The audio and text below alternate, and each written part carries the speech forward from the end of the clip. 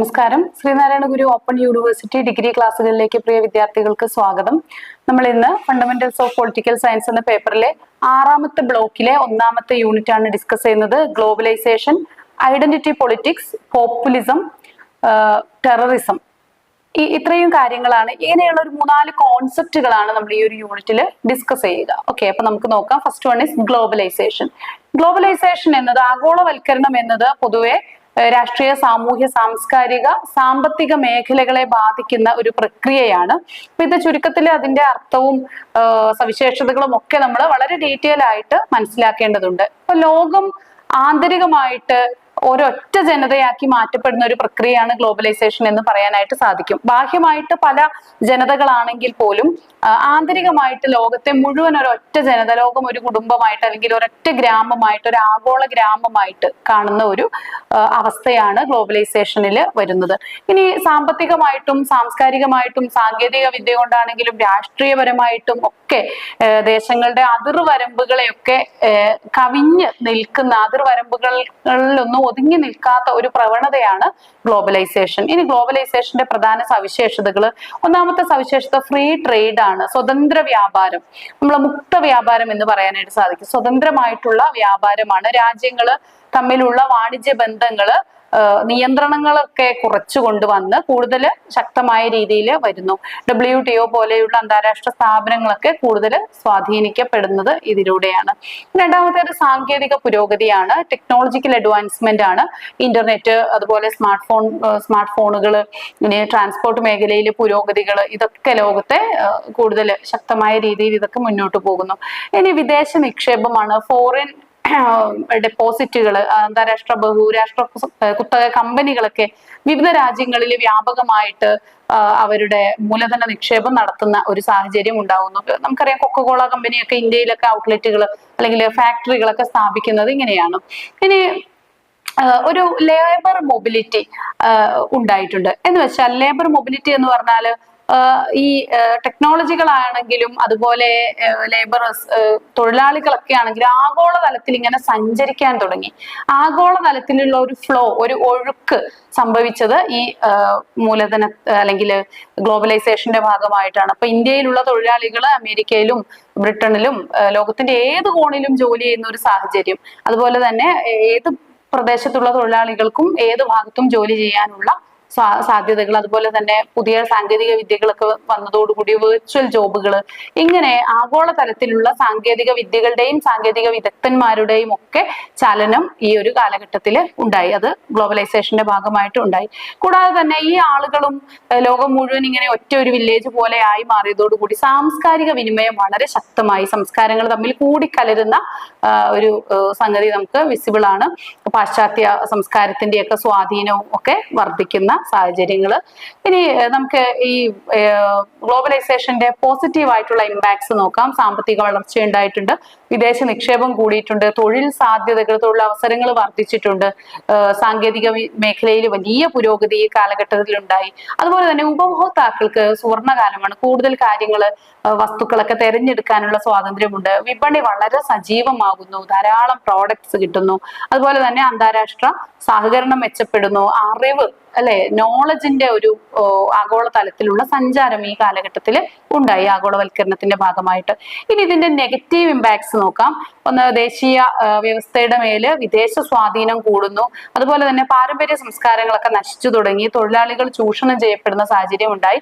പരിസ്ഥിതി നാശം ഉണ്ടാകുന്നുണ്ട്. പല കമ്പനികളും തങ്ങളുടെ രാജ്യത്ത് വിനാശകരമായ കമ്പനികൾ സ്ഥാപിക്കുന്നതിന് പകരം അതിന്റെ ഫാക്ടറികളൊക്കെ വികസ്വര രാജ്യങ്ങളിൽ സ്ഥാപിക്കുകയും വികസിത രാഷ്ട്രത്തിൽ അതിന്റെ സോഫ്റ്റ്വെയർ മാത്രം നിലനിൽക്കുകയൊക്കെ ചെയ്യുന്ന സാഹചര്യങ്ങൾ പലതും വന്നു. ഇപ്പോ 1991 വിപണിയിൽ ഒരു തുറന്ന സാമ്പത്തിക നയം, ഒരു ന്യൂ ഇക്കണോമിക് പോളിസിയുടെ ഭാഗമായിട്ട് വന്ന ഒരു ഓപ്പൺ ഇക്കണോമിക് പോളിസി ഒക്കെ, ലിബറലൈസേഷൻ, പ്രൈവറ്റൈസേഷൻ, അതിന്റെ ഭാഗമായിട്ടാണ് ഗ്ലോബലൈസേഷൻ ഒക്കെ. LPG പദ്ധതിയിലാണ് വരുന്നത്. അപ്പൊ ഇതൊക്കെ നമുക്ക് ചില പോരായ്മകൾ അല്ലെങ്കിൽ അതുകൊണ്ടുള്ള പ്രശ്നങ്ങൾ സൃഷ്ടിച്ചിട്ടുണ്ട്. വികസിത രാജ്യങ്ങൾ ഇതിൽ നിന്ന് കൂടുതൽ നേടുന്ന സാഹചര്യം ഉണ്ടായി. ഇനി നമ്മൾ നോക്കുന്നത് ഐഡന്റിറ്റി പൊളിറ്റിക്സിനെ കുറിച്ചാണ്. നമ്മൾ ഈ ഒരു യൂണിറ്റിന്റെ 2ാമത്തെ കോൺസെപ്റ്റ് ആണ് ഐഡന്റിറ്റി പൊളിറ്റിക്സ്. ഐഡന്റിറ്റി പൊളിറ്റിക്സ് എന്നത് വ്യക്തികള് അല്ലെങ്കിൽ സമൂഹങ്ങള് അവരുടേതായിട്ടുള്ള വ്യക്തികളുടെയും സമൂഹങ്ങളുടെയും ഒക്കെ ഒരു ഐഡന്റിറ്റി അല്ലെങ്കിൽ അതിന്റെ തിരിച്ചറിവ് ആയിട്ടുള്ള ജാതി, മതം, ലിംഗം, ഭാഷ, സംസ്കാരം, ഇങ്ങനെയുള്ള പ്രാദേശികത, ഇങ്ങനെയുള്ള കാര്യങ്ങളൊക്കെ ഓരോരുത്തരുടെയും ഐഡന്റിറ്റിയാണ്. അപ്പോൾ ഇത്തരം പ്രാദേശികതയൊക്കെ ഉൾപ്പെടുന്ന ഇത്തരം ഐഡന്റിറ്റികളുടെ അടിസ്ഥാനത്തിൽ രാഷ്ട്രീയ അവകാശങ്ങൾ ഉന്നയിച്ചു തുടങ്ങുന്നതിനെയാണ് നമ്മൾ ഐഡന്റിറ്റി പൊളിറ്റിക്സ് എന്ന് പറയുന്നത്. അതായത് ഈ പ്രഷർ ഗ്രൂപ്പ്സ് ഒക്കെ ഡെവലപ്പ് ചെയ്യുന്നത്, ഇന്ന ജാതി, ആ ജാതികൾക്ക് വേണ്ടി സംവരണം വേണം, അല്ലെങ്കിൽ ഇന്ന വിഭാഗത്തിന് പിന്നോക്ക വിഭാഗമാണ്, അതിന് സംവരണം വേണം, ഇന്ന ന്യൂനപക്ഷമാണ്, അല്ലെങ്കിൽ ഇന്ന ഭാഷാ ന്യൂനപക്ഷം, ഇങ്ങനെയൊക്കെയുള്ള ആശയങ്ങളും അതിനെ മുൻനിർത്തിയിട്ട് അവര് രാഷ്ട്രീയപരമായിട്ടുള്ള നേട്ടങ്ങൾക്ക് വേണ്ടിയിട്ട് ക്ലെയിം ചെയ്യുകയൊക്കെ ചെയ്യുന്ന സാഹചര്യം വരുന്നു. ഇതിന്റെ പ്രധാന സവിശേഷതകൾ, ഈ ഒരു ഐഡന്റിറ്റി അല്ലെങ്കിൽ തിരിച്ചറിയലിന്റെ അടിസ്ഥാനത്തിൽ രാഷ്ട്രീയം വരാൻ തുടങ്ങി. ന്യൂനപക്ഷങ്ങൾക്ക് വേണ്ടിയിട്ട് പൊളിറ്റിക്കൽ പാർട്ടീസ് രൂപീകരിക്കുന്ന സാഹചര്യങ്ങൾ ഇപ്പൊ നമുക്കറിയാം. ഇപ്പൊ കേരളത്തിലാണെങ്കിൽ NSSഉം SNDPയും മുസ്ലിം ലീഗ് അല്ലെങ്കിൽ മുസ്ലിം കമ്മ്യൂണിറ്റിയിലുള്ള ചെറിയ രാഷ്ട്രീയ പാർട്ടികൾ, ഇതൊക്കെ വരുന്നത് എങ്ങനെയാണ്? ഈ ഒരു ഐഡന്റിറ്റി പൊളിറ്റിക്സിന്റെ ഭാഗമായിട്ടാണ്. അപ്പൊ അതിൽ ദളിത് പൊളിറ്റിക്സ് ഉൾപ്പെടും, ഫെമിനിസ്റ്റ് പൊളിറ്റിക്സ് ഉൾപ്പെടും, അതുപോലെ തന്നെ ക്വയർ പൊളിറ്റിക്സ് ഒക്കെ അതിൽ ഉൾപ്പെടുന്നുണ്ട്. ഇനി മാർജിനലൈസ് ഗ്രൂപ്പുകളുടെ ഒരു വോയിസ് വരാൻ തുടങ്ങിയത്, ചരിത്രപരമായിട്ട് അവഗണിക്കപ്പെട്ടിട്ടുള്ള സബാൾട്ടൺ വിഭാഗങ്ങളുടെ ശബ്ദം പുറത്തു വരാൻ തുടങ്ങിയതും അവകാശങ്ങളൊക്കെ ലിംഗസമത്വത്തിന് വേണ്ടിയിട്ടൊക്കെ ഇത്തരം പദ്ധതികളൊക്കെ നടപ്പിലാവുന്നത് ഈ ഒരു ഐഡന്റിറ്റി പൊളിറ്റിക്സിന്റെ ഭാഗമായിട്ടാണ്. അതുപോലെ തന്നെ തനതായ സംസ്കാരവും ചരിത്രവും ഒക്കെ ഉള്ളവര് അവരുടെ വ്യക്തിത്വം സംരക്ഷിക്കുന്നതിന് വേണ്ടിയിട്ട് ചില മൂവ്മെന്റുകൾ സ്റ്റാർട്ട് ചെയ്ത്, പല പ്രസ്ഥാനങ്ങളൊക്കെ സ്റ്റാർട്ട് ചെയ്ത് മുന്നോട്ട് വരുന്നു. സാമൂഹിക നീതിയും സമത്വവും ഒക്കെ ഉറപ്പാക്കാനുള്ള പദ്ധതികൾ നടപ്പിൽ വരുന്നു. ഇനി ഇതിന്റെ ഒരു വിമർശനം എന്ന് പറയുന്നത്, ജാതി, മതം ഇതൊക്കെ ആധാരമാക്കിയിട്ട് ഒരു ദേശീയത എന്ന വികാരത്തിന് മങ്ങലേൽക്കുന്ന, ഒരു രാഷ്ട്രത്തിന്റെ ഇന്റഗ്രിറ്റിക്ക് മങ്ങലേൽക്കുന്ന സാഹചര്യങ്ങൾ ഉണ്ടാവുന്നുണ്ട്. അതായത് ഇങ്ങനെ ഷ്രൂഡായിട്ടുള്ള പ്രാദേശികവാദം അല്ലെങ്കിൽ ജാതിവാദം, മതവാദം ഇതൊക്കെ കൂടുതലാവാനായിട്ട് തുടങ്ങി. മൗലികവാദം കൂടുകയും ദേശം എന്നുള്ള, ദേശീയത എന്നുള്ള കാഴ്ചപ്പാടിന് മങ്ങലേൽക്കുകയൊക്കെ ചെയ്യുന്ന സാഹചര്യം ഉണ്ടാവുന്നുണ്ട്. അത് ഒരുമയ്ക്കെതിരായിട്ടുള്ള ഒരു കാര്യമായിട്ട് ഇതിങ്ങനെ വികേന്ദ്രീകരണം, ഒരു ധ്രുവീകരണത്തിലേക്ക് വഴിവെക്കുന്ന കാഴ്ച നമുക്ക് കാണാനായിട്ട് സാധിക്കും.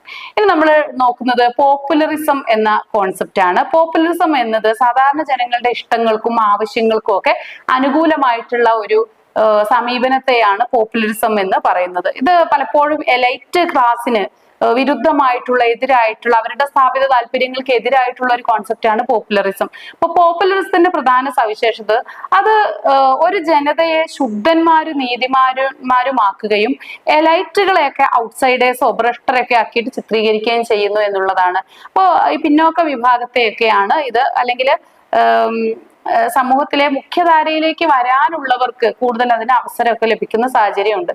ഇനി ജനങ്ങളെ പ്രതിനിധീകരിക്കുന്ന ഒരു കോൺസെപ്റ്റ് ആണ് ഇത്. ഇനി സ്ഥാപിത പാർട്ടികൾക്കും സംവിധാനങ്ങൾക്കും ഒക്കെ എതിരാണ് ഇത്തരം കോൺസെപ്റ്റ്. ഇത് ശക്തമായിട്ടുള്ള ഒരു നേതാവിന്റെ, ഒരു കരിസ്മാറ്റിക് ലീഡർ ഇവിടെ വളരെ ശക്തമായിട്ട് വരുന്നുണ്ട്. ഇനി ഇതിന്റെ ചില ദോഷവശങ്ങൾ കൂടി നമ്മൾ ഡിസ്കസ് ചെയ്യേണ്ടതായിട്ടുണ്ട്. അപ്പൊ ജനാധിപത്യത്തിൽ അധിഷ്ഠിതമായിട്ടുള്ള മൂല്യങ്ങളെ ദുർബലപ്പെടുത്താനായിട്ട് ഇത് ശ്രമിക്കും. ഈ ഇക്വാളിറ്റി എന്നുള്ള കോൺസെപ്റ്റിനപ്പുറത്തേക്ക് ഇത് ഒരു എലൈറ്റ് ക്ലാസ്സിന് എതിരായിട്ടുള്ള ഒരു മൂവ്മെന്റ് ആയിട്ട് പലപ്പോഴും വരുന്നു. ആധികാരികമായിട്ടുള്ള ഒരു ഭരണം വളരാന്, ഒരു അതോറിറ്റേറിയനിസം, അധികാരത്തിൽ അധിഷ്ഠിതമായിട്ടുള്ള ഒരു ഭരണം വരാനൊക്കെ ഇത് കാരണമാകുന്നുണ്ട്.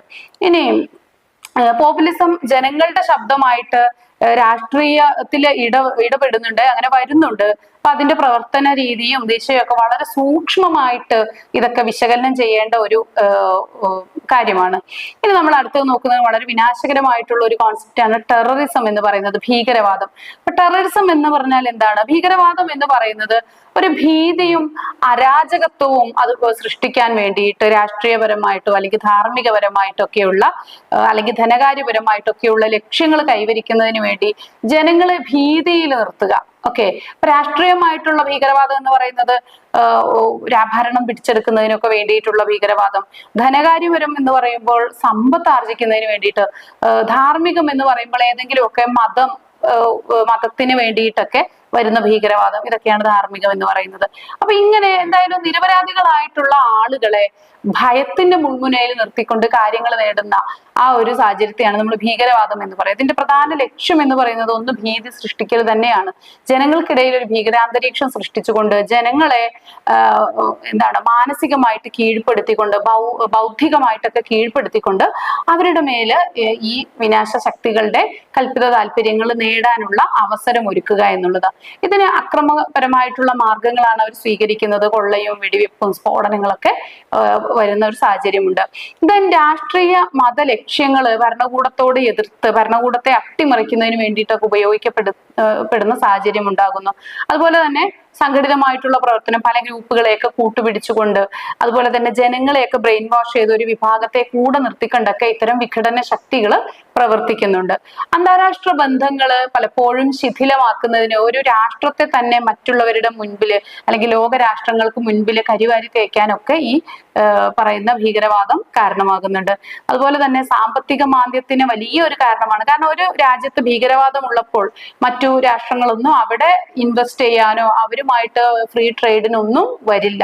അപ്പൊ എന്ത് സംഭവിക്കും? സാമ്പത്തിക മാന്ദ്യം ഉണ്ടാകും. വിദ്യാഭ്യാസപരമായിട്ടും സാമൂഹികപരമായിട്ടും ഒക്കെ അവർ പിന്നോട്ട് പോകുന്ന ഒരു സാഹചര്യം വരും. ഇനി നമുക്ക് ഭീകരവാദം നേരിടുന്നതിനുള്ള ചില ശ്രമങ്ങൾ കൂടി പറഞ്ഞ് ഈ ഒരു പാഠഭാഗം അവസാനിപ്പിക്കാം. ഒന്നാമത്തേത് കേന്ദ്ര സംസ്ഥാന പോലീസിന്റെ സഹകരിച്ചുള്ള മുന്നോട്ട് പോക്ക്. അതുപോലെ തന്നെ ഈ സുരക്ഷാ ഏജൻസികളായിട്ടുള്ള NIA, NSG, RO ഇങ്ങനെയൊക്കെയുള്ള സുരക്ഷാ ഏജൻസികൾ പ്രവർത്തിക്കുന്നുണ്ട്.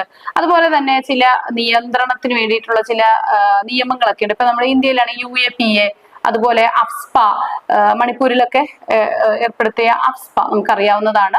അപ്പൊ അങ്ങനെയുള്ള നിയമങ്ങളൊക്കെ നടപ്പിൽ വരുത്തുക. അതുപോലെ അന്താരാഷ്ട്ര സഹകരണം ഉറപ്പുവരുത്തുക, UN കൺവെൻഷൻസ്, ഇന്റർപോളിന്റെ സഹായം തേടുക, ഇങ്ങനെയൊക്കെ നമുക്ക് സൈബർ നിരീക്ഷണം ഏർപ്പെടുത്തുക. ഇങ്ങനെയൊക്കെ നമുക്ക് ഭീകരവാദത്തിനെതിരായിട്ട് നമുക്ക് നടപടികൾ സ്വീകരിക്കാനായിട്ട് സാധിക്കും. അപ്പൊ ഈ ഒരു യൂണിറ്റിൽ നമ്മൾ ഗ്ലോബലൈസേഷൻ, അതുപോലെ തന്നെ പോപ്പുലറിസം, പിന്നെ ടെററിസം ഇങ്ങനെയൊക്കെയുള്ള കോൺസെപ്റ്റുകളാണ് ഡിസ്കസ് ചെയ്തത്. Thank you.